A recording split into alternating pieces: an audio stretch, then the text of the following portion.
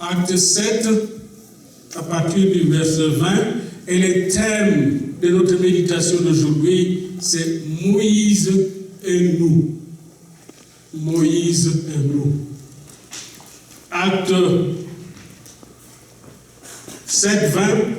À cette époque, naquit Moïse, qui était beau aux yeux de Dieu. Il fut nourri 3 mois dans la maison de son père. Et quand il lui était exposé, la fille de Pharaon le recueillit et l'éleva comme son fils. Mais Moïse fut instruit dans toute la sagesse des Égyptiens et il était puissant en parole et en œuvre. Il avait 40 ans lorsqu'il eut à cœur de se rendre auprès de ses frères, les fils d'Israël. Il en vit un qu'on outrageait et prenant sa défense, il vengea celui qui était maltraité et frappa l'Égyptien. Il pensait que ses frères comprendraient que Dieu leur accordait la délivrance par sa main, mais ils ne comprirent pas. Les jours suivants, il parut au milieu d'eux alors qu'ils se battaient et il les exhorta à la paix. Homme, dit-il, vous êtes frères, pourquoi vous maltraitez-vous l'un l'autre? Mais celui qui maltraitait son prochain le repoussa en disant, qui t'a établi chef et juge sur nous? Veux-tu me tuer comme tu as tué hier l'Égyptien? À cette parole, Moïse prit la fuite et il alla séjourner dans le pays de Madian où il engendra 2 fils. 40 ans plus tard, un ange lui apparut au désert de la montagne de Sinaï dans la flamme d'un buisson en feu. Moïse, voyant cela, fut étonné de cette apparition et comme il s'approchait pour examiner la voix du Seigneur, se fit entendre. Je suis le Dieu de tes pères, le Dieu d'Abraham, d'Isaac et de Jacob. Et Moïse, tout tremblant, n'osait regarder. Le Seigneur lui dit, ôte tes souliers de tes pieds, car le lieu sur lequel tu te tiens est une terre sainte. Je vis les souffrances de mon peuple qui est en Égypte. J'ai entendu ses gémissements et je suis descendu pour les délivrer maintenant. Va, je t'enverrai en Égypte.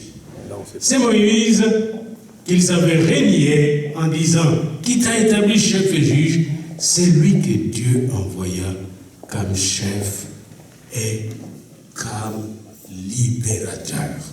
C'est Moïse qu'ils avaient régné, rejeté. C'est lui que Dieu envoya comme chef et comme libérateur. Bien-aimés dans le Seigneur.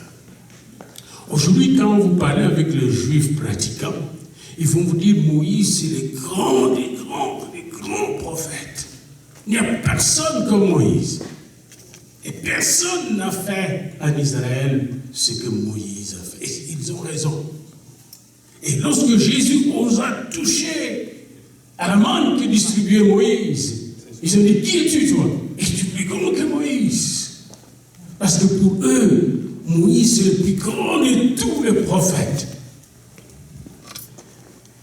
Mais aujourd'hui, nous allons voir comment Moïse n'est pas plus grand que Dieu et comment Moïse est devenu grand. Moïse n'est pas né grand. Et comment vous aussi, avec toutes vos faiblesses, pouvez être aussi grand que Moïse. Moïse est nous. D'abord, le nom Moïse. Le nom Moïse dans la Bible, je l'ai cherché et j'ai constaté en faisant quelques petites recherches que ce mot se retrouve au moins 807 fois dans la Bible. Même plus que le nom de Jésus. 807 fois. 727 fois dans l'Ancien Testament et 80 fois dans le Nouveau Testament. Donc c'est un nom très très important, très populaire. Et puis quand j'ai lu la vie de Moïse, je vis que Moïse n'était pas un religieux. Les religieux sont des gens qui ont des formules, certaines pratiques pour prier Dieu. Moïse n'avait rien de tout cela. Moïse était un homme, était devenu un homme spirituel. Pourquoi? Comment? À 40 ans, comme nous le verrons, Moïse ne connaissait pas vraiment Dieu. Et nous allons le voir. Mais à 80 ans, il a eu une expérience avec Dieu.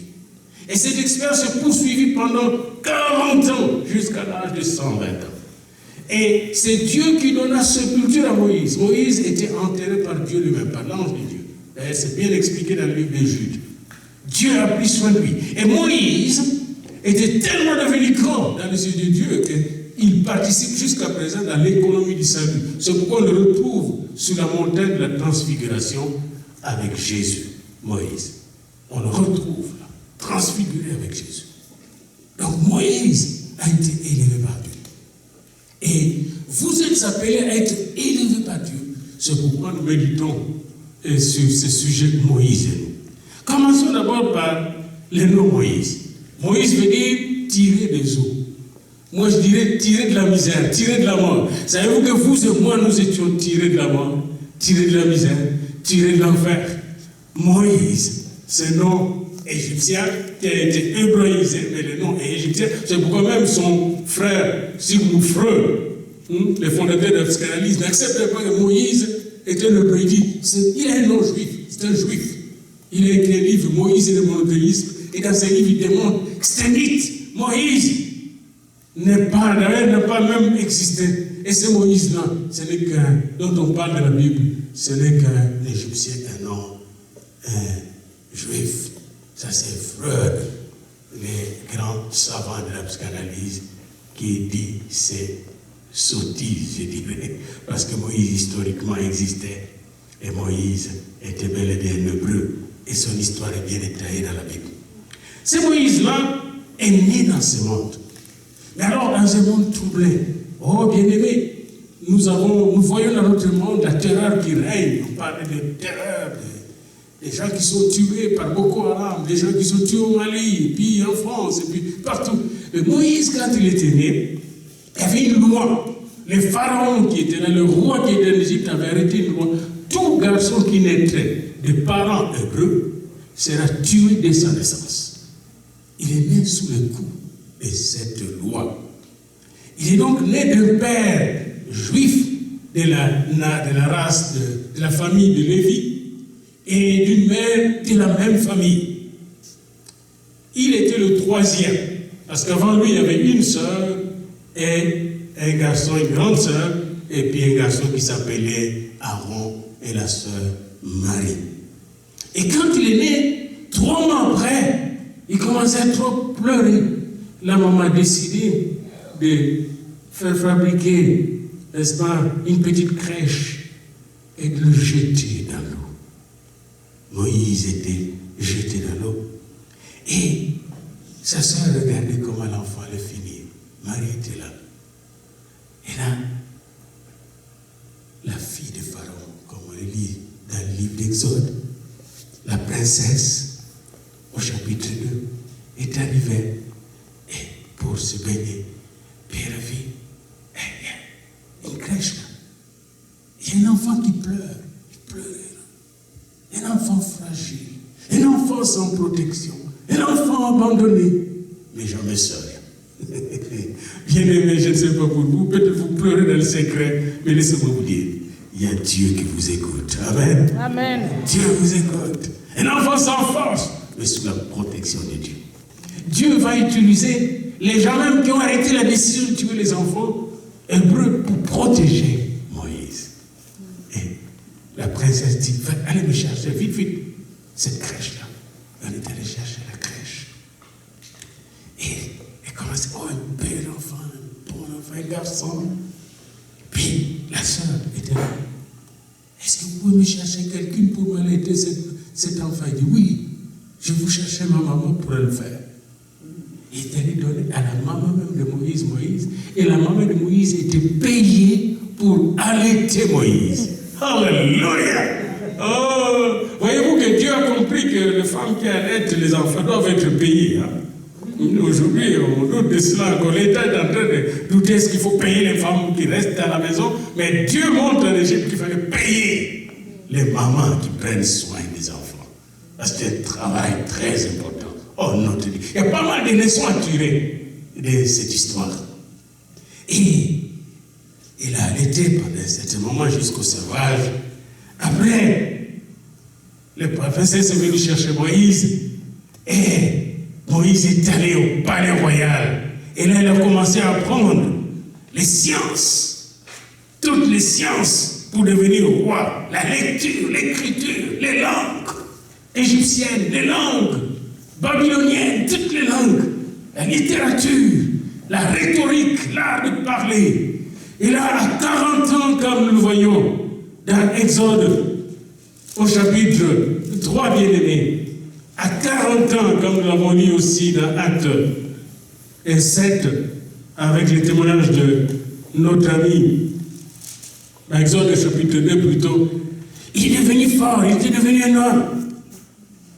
Et là, au lieu de revendiquer, de garder son droit de prince et la possibilité de devenir roi d'Égypte, Moïse va renoncer, pour ainsi dire, à ses titres pour aller chercher à libérer ses frères. Il a 40 ans maintenant. Il est un homme bien fait, bien formé, bien battu, solide. Parce que quand on formait un prince, on le formait physiquement. Il était battu dans les arts martiaux. Il était bien battu. Et là, il trouve quelque part un Égyptien, un contre-maître égyptien qui est en train de maltraiter un Israélite. Il s'approche, il regarde, il n'y a personne, il n'y a pas d'Égyptien autour. Prends et tue. Moïse, le meurtrier, il tue pour sauver, libérer son peuple. Je dirais ici, il est un théologien de la libération. Il veut libérer avec ses moyens personnels, ses moyens politiques, ses moyens physiques, son intelligence et sa ruse humaine. Et il va échouer. Parce que le lendemain, il revient à la même place, il trouve 2 enfants d'Israël qui se battent. Et l'autre qui est méchant envers son frère. Alors, il sépare l'un de l'autre. Et il dit à l'autre qui est méchant, pourquoi fais-tu à ton frère? Vous êtes des frères. Oh, tu veux me tuer, hein? Quand tu as tué l'Égyptien. Et là, Moïse s'est rendu compte que la nouvelle était arrivée chez le Pharaon.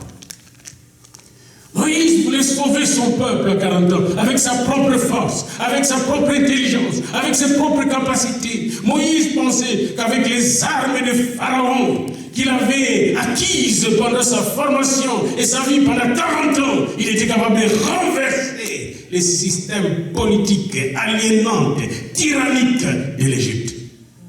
Mais Dieu ne pouvait pas et ne voulait pas et n'a pas utilisé ses forces humaines, car ce n'est ni par la force, ni par la puissance du Seigneur, mais par mon esprit. À 40 ans, comme nous le remarquons dans Exode 2, Moïse, qui se croyait héros, bien formé, se rend compte en fait qu'il n'est qu'un zéro.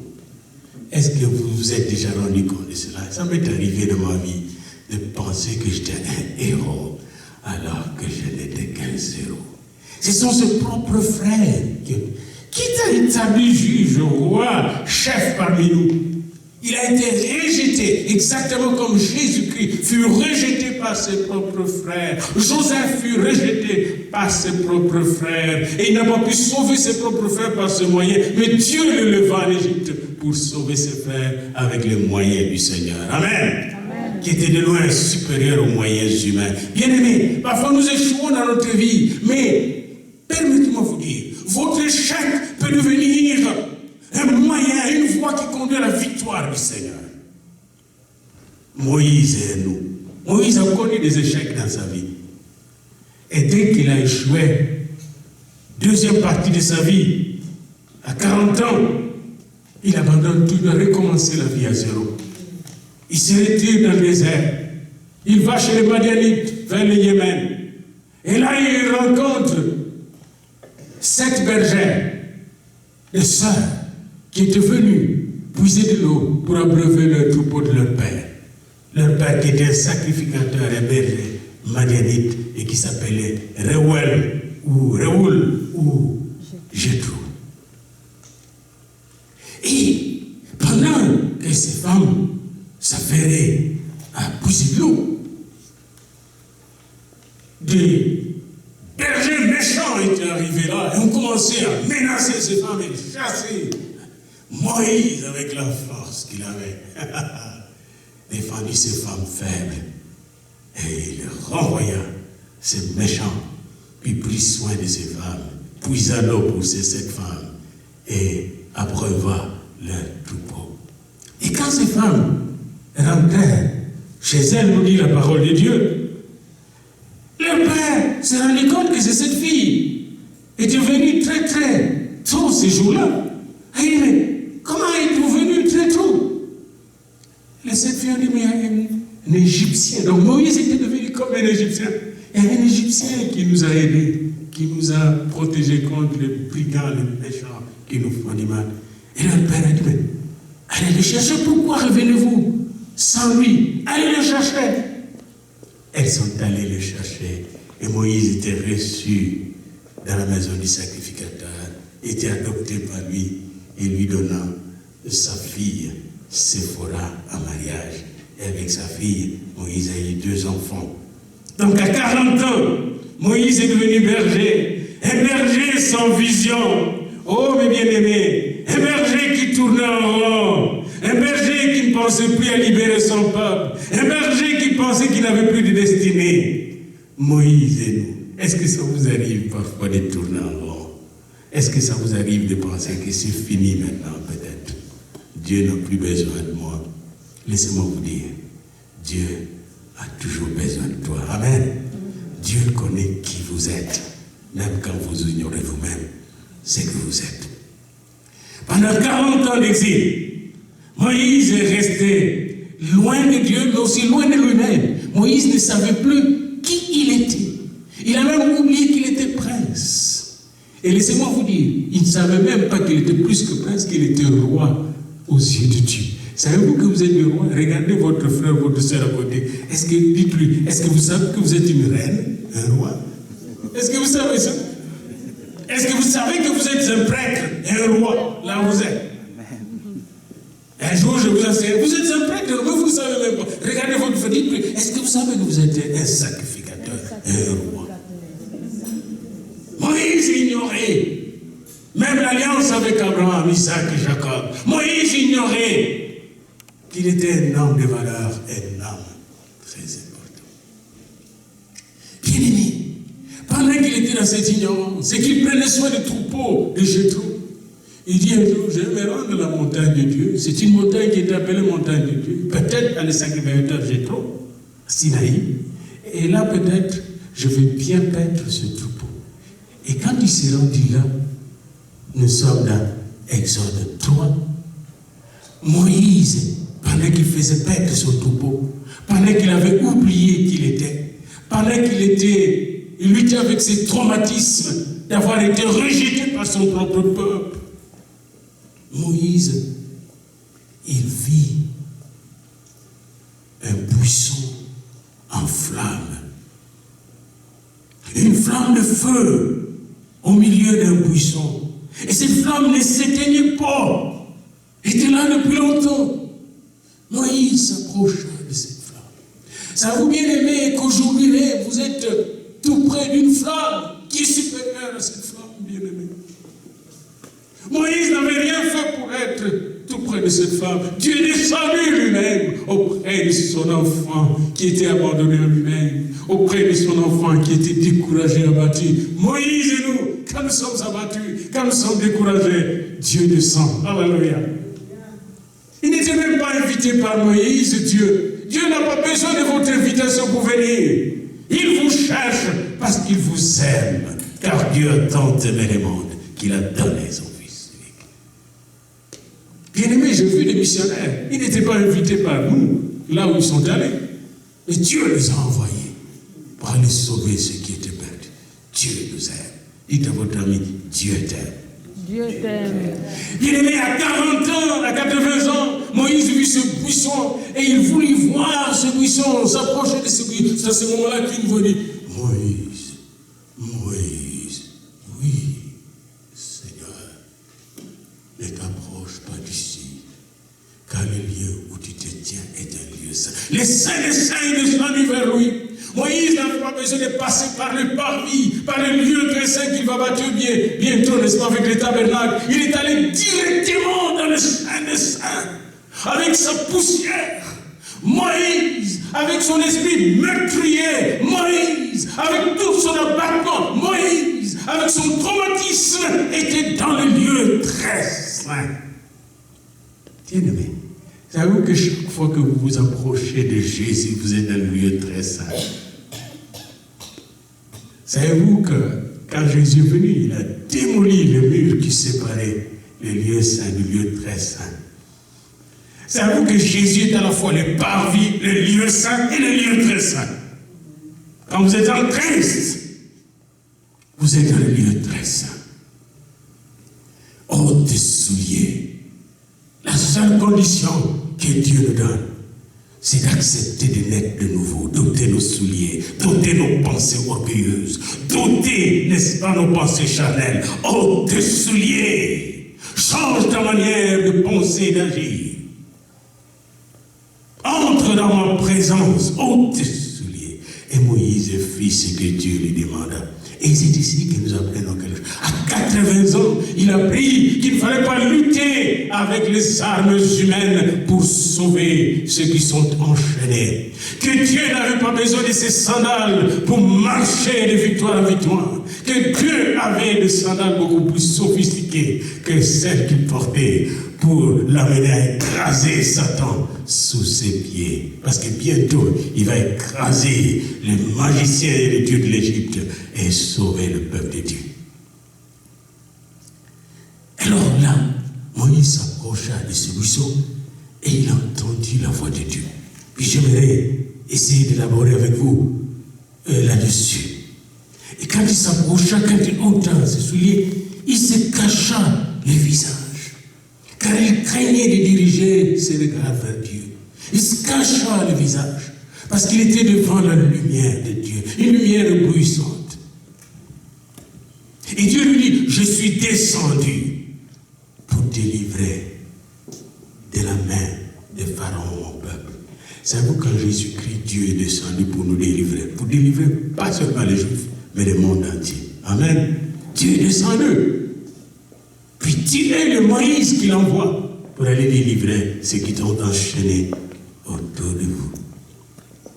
Et là, Moïse a appris quelque chose. C'est que Dieu entend les cris des gens qui sont en détresse.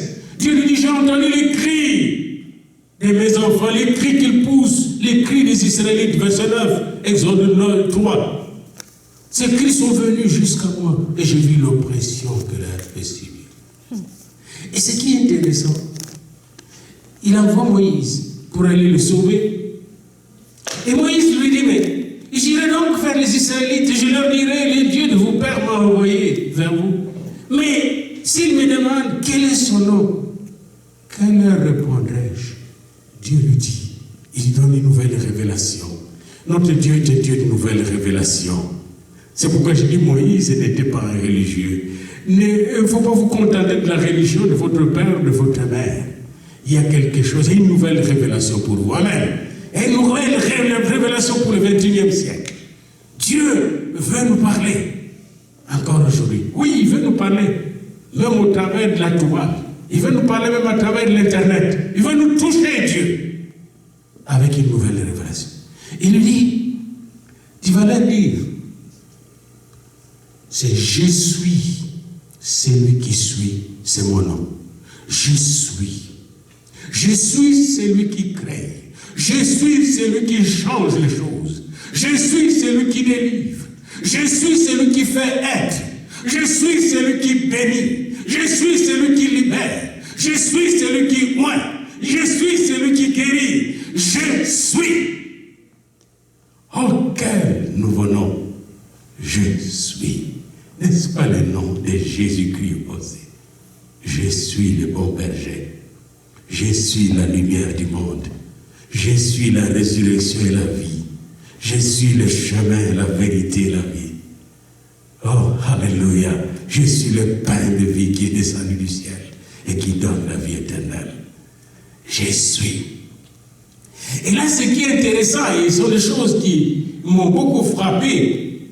Quand il parlait avec Dieu, il a 80 ans, Moïse a une canne. Et ça m'intéresse, ça m'a beaucoup frappé. Moïse a une canne, un bâton de vieillard, un bâton inutile, sinon utile seulement pour marcher son troisième pied, parce qu'il marchait difficilement. Laissez-moi vous dire ceci, Dieu peut utiliser quelque chose d'inutile dans votre vie pour faire des miracles. Amen. Amen. Quelque chose d'inutile, qui est utile juste pour marcher. Parce que Moïse, même après avoir entendu le nom de Dieu, dit, mais écoute là, moi je ne peux pas. Je ne peux pas. Et il va me dire, et je ne sais pas parler. Lui qui a fait la rhétorique, lui qui était capable de parler quand il était avec ce frère en Égypte, là, il ne sait plus parler, il est venu. Comment ça bégayer? Et Dieu lui dit, mais qui a créé la parole? C'est moi. Bien aimé, revenons d'abord au bâton de Moïse, parce que là, c'est vraiment mon enseignement de ce jour.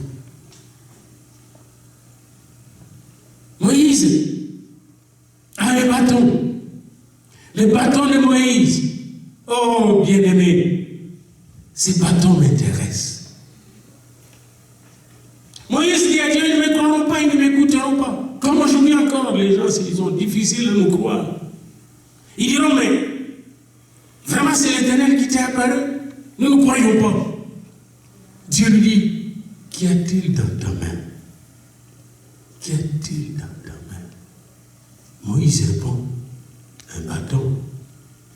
Un bâton pour marcher, un bâton pour essayer de redresser le chemin de mer. Qu'y a-t-il dans ta main? Qu'est-ce que nous avons dans nos mains? Surtout nous, les prédicateurs, il n'y a que la parole de Dieu. Qu'est-ce que nous avons encore de plus? Juste la Bible.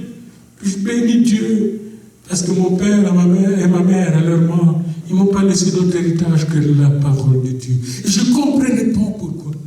Et ici, je vais juste ouvrir une parenthèse, une histoire que j'ai déjà racontée beaucoup de fois quand je prêche. Et c'est une histoire vraie, qui est d'ailleurs, vous pouvez le trouver dans Google.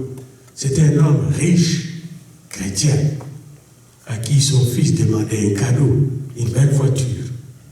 Puis, lui, au lieu de donner une belle voiture à son fils, il lui donne à son anniversaire une belle Bible. Puis son fils a dit, mais où est ma voiture? Papa, tu as beaucoup de choses, donne-moi cette belle voiture-là. Il dit, prends ta Bible, prie le Seigneur, il va te bénir, tout t'appartient. Puis il a pris la Bible, il est allé le jeter dans un coin. Quelques années après, papa est mort. Et c'est une histoire vraie, bien-aimée. Et le jour de sa mort, je ne sais pas qu'est-ce qu'il piqua, il ouvrit la Bible pour se consoler. Et là, il a vu une petite enveloppe à côté, qu'il n'a jamais vue. Il ouvre l'enveloppe, il y avait la clé de la voiture, et il y avait le reçu de l'achat de la voiture, et l'endroit où il devait aller chercher la voiture. Tout était dans la Bible, bien-aimé. La parole de Dieu est une lampe à mes pieds, une lumière sur mon sentier. Papa voulait lui enseigner d'ouvrir la Bible jour et nuit. Et cet homme aujourd'hui est un homme de la Bible, parce qu'il sait que dans la Bible, il y a même la clé de belle voiture, bien-aimé. Moïse, qu'y a-t-il dans ta main? Bien-aimé, ce matin, qu'est-ce que tu as dans ta main? Jeune homme, jeune femme, qu'est-ce que tu as dans ta main? Moïse dit, un bâton sec, un bâton inutile. Et ces bâtons, bien-aimé, Dieu lui dit, jette ces bâtons. C'est comme c'est inutile, jette-les. Dieu nous fait faire des exercices, il jette les bâtons. Ça devient serpent. Ah, Moïse commence à fouiller son propre bâton. Bien-aimé, ton propre bâton peut te merveiller. Alléluia. Moïse était merveilleux pensait que le bâton était capable de faire, de venir. Il touche le bâton. Dieu lui dit, prends le bâton. C'est Dieu qui lui dit. L'Éternel qui dit à Moïse, saisis-le par la queue. Pas par la tête, par la queue. Et il saisit le bâton par la queue.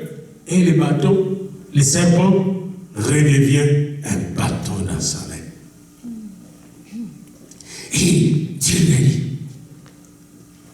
eh bien, afin qu'il croie que l'Éternel est Dieu, voilà ce que tu vas faire avec ce bâton. Bien-aimé, quand tu entres dans la présence de Dieu, même ce qui est stérile dans tes mains, même ce qui ne produit rien dans ta main, va produire des miracles, va réaliser des miracles, bien-aimé. Parce que Dieu est la vie. Tout ce que Dieu touche reçoit la vie, et la vie en abondance.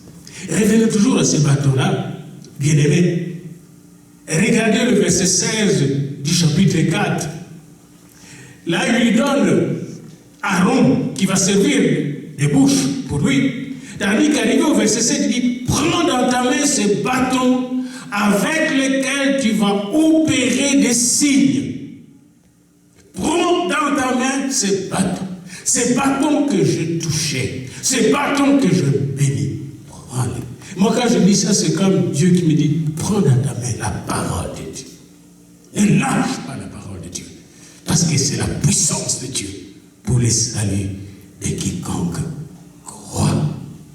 Regardez le verset 19, chapitre 4 toujours. L'Éternel dit à Moïse, en mendiant, il parle en mendiant maintenant, va, retourne en Égypte, car ils sont morts, tous ceux qui ont voulu à ta vie. Il donne une révélation.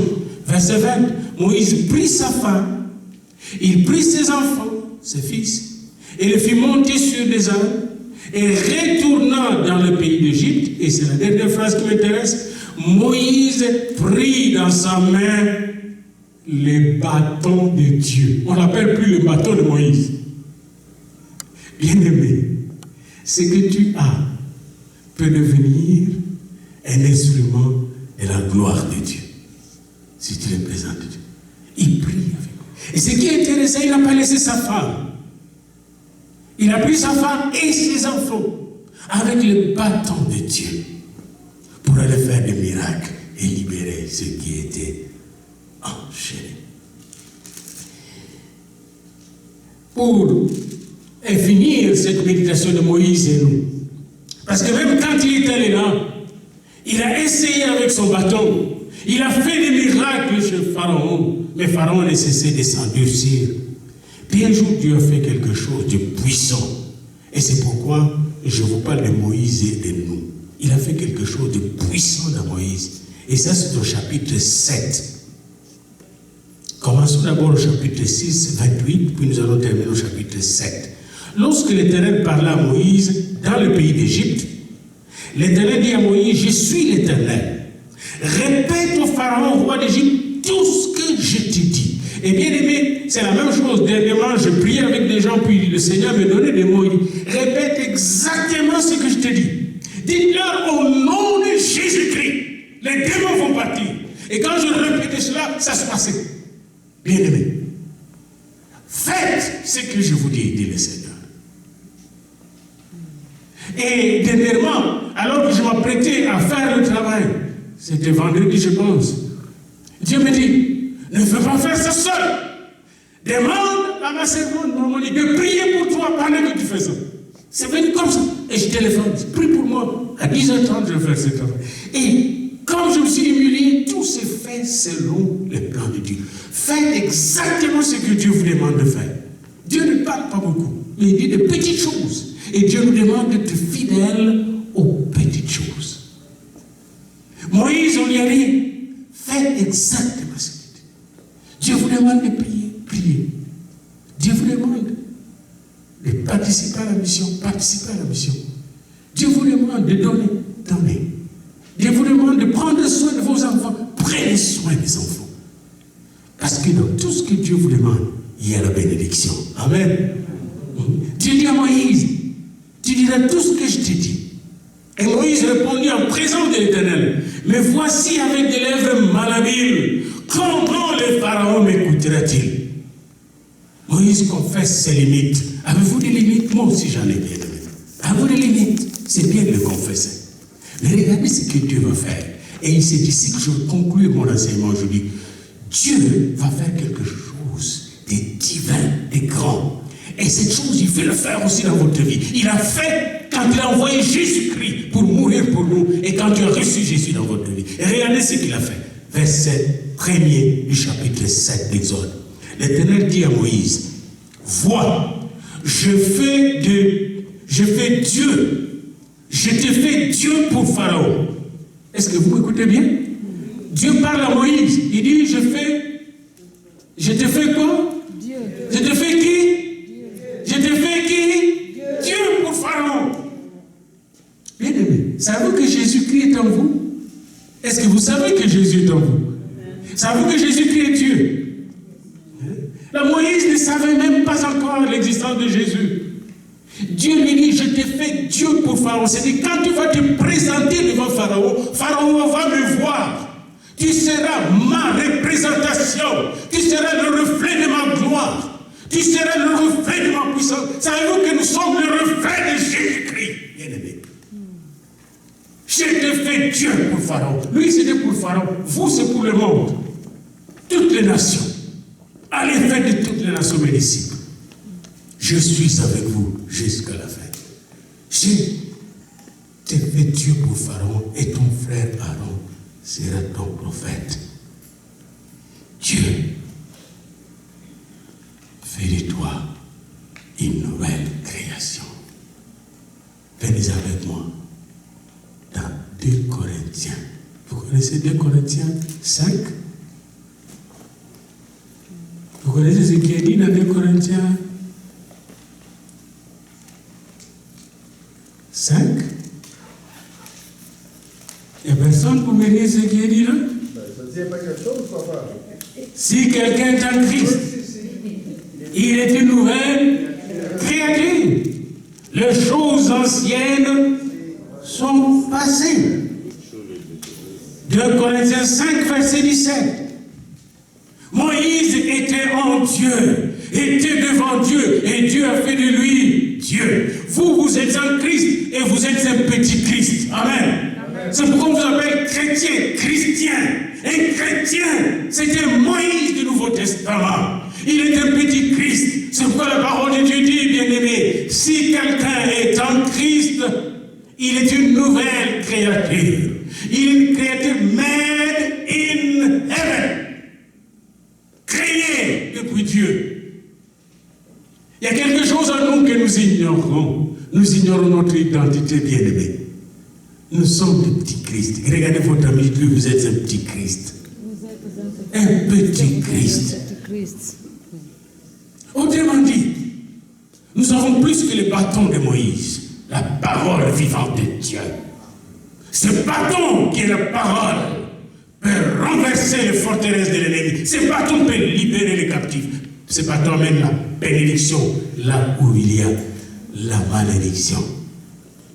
Si quelqu'un est en Christ, il est une nouvelle créature. Les choses anciennes sont passées et toutes choses sont devenues nouvelles. Moïse devait réaliser que l'esclavage était passé, que l'abomination était passée, la honte de l'Égypte était passée, parce que lui avait accepté le plan de Dieu. Son peuple allait être libéré. Bien aimé, à cause de votre présence, de la présence de l'Église dans ce monde ne sera plus jamais le même. Amen. À cause de votre présence, même là où vous êtes. À cause de votre présence dans votre famille ne sera plus jamais le même.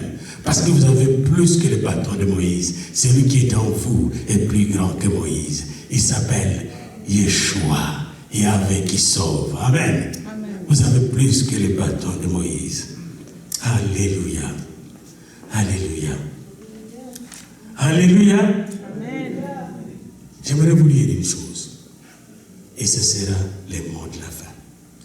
Chaque enfant de Dieu en Christ, il a reçu de Jésus-Christ le pouvoir de marcher sur les serpents et les scorpions comme Moïse l'avait reçu en Égypte. Et rien ne pourrait lui faire du mal. Amen. Il a reçu ce pouvoir pour aller libérer les captifs. Mais seulement, il doit apprendre à tout donner à à Dieu pour tout recevoir de Dieu. Amen. Quand Moïse a appris une chose à 80 ans, malheureusement, il devait avoir 80 ans pour l'apprendre. Nous devons l'apprendre dès aujourd'hui. Tout donner.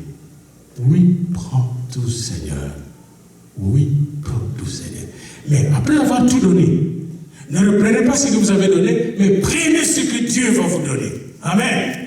Moïse n'a pas repris son ancien bâton, mais il a pris un nouveau bâton. Amen. Bien-aimé, il a pris un nouveau bâton capable de faire des miracles. Et ce bâton s'appelle le bâton de Dieu. Prenez votre croix, la croix de Jésus-Christ. C'est la croix qui fait des miracles. Car sur la croix, il a dépouillé les dominations des autorités. Il les a livrés en spectacle. Il les a cloués à la croix pour vous donner la victoire totale et parfaite. Amen. Amen. Debout, sainte corde, soldats du roi des rois, tenez d'une main forte l'étendard de la croix. Est-ce qu'il y a des gens qui savent ça? Frère Jean Erlin, viens ici chanter ça avec moi. Tu connais ces chants.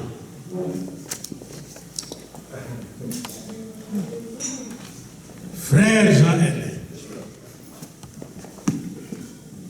on va chanter avec toi. Debout, sainte corde, soldat du roi des rois. Tu connais ça, non? Amen, alléluia. C'est 204, je pense. Tu l'as déjà? Ok, il est déjà dans son truc. Ok. Vous voyez, avec nos instruments qu'on a, 204. Ah, voilà.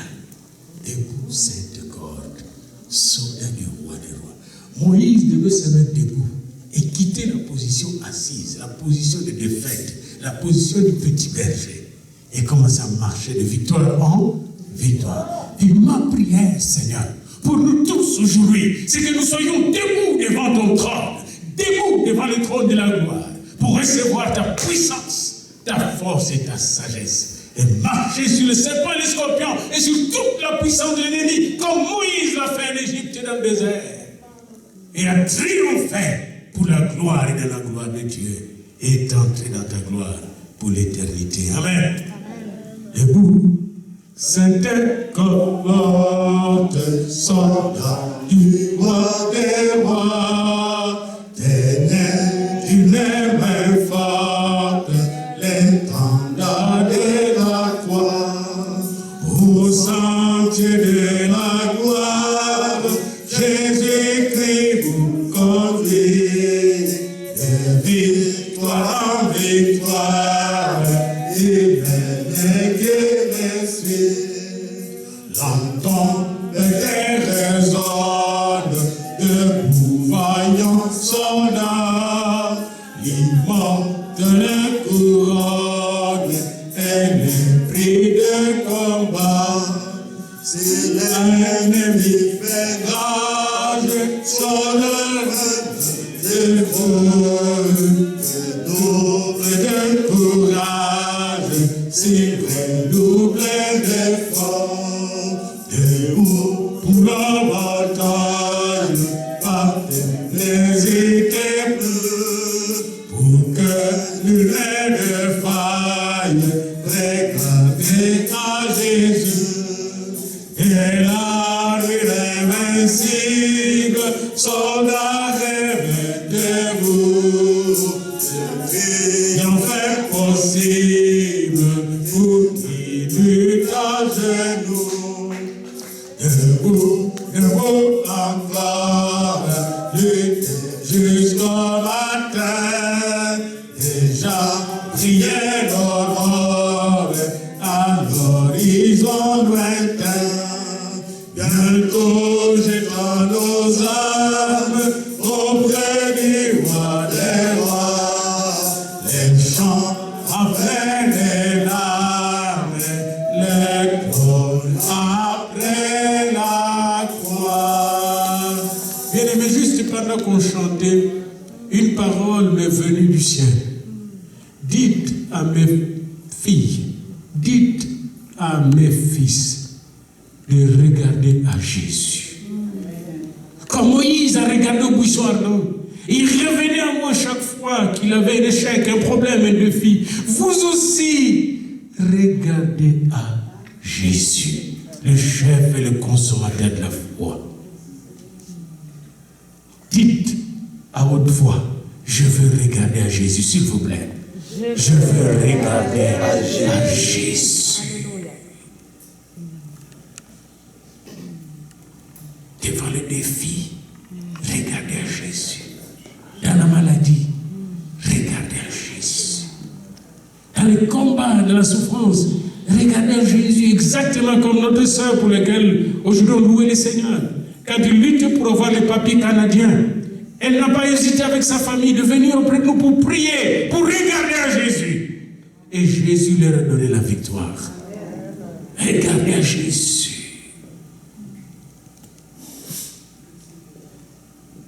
Regardez à Jésus. Regardons à Jésus. Vers Jésus, lève les yeux.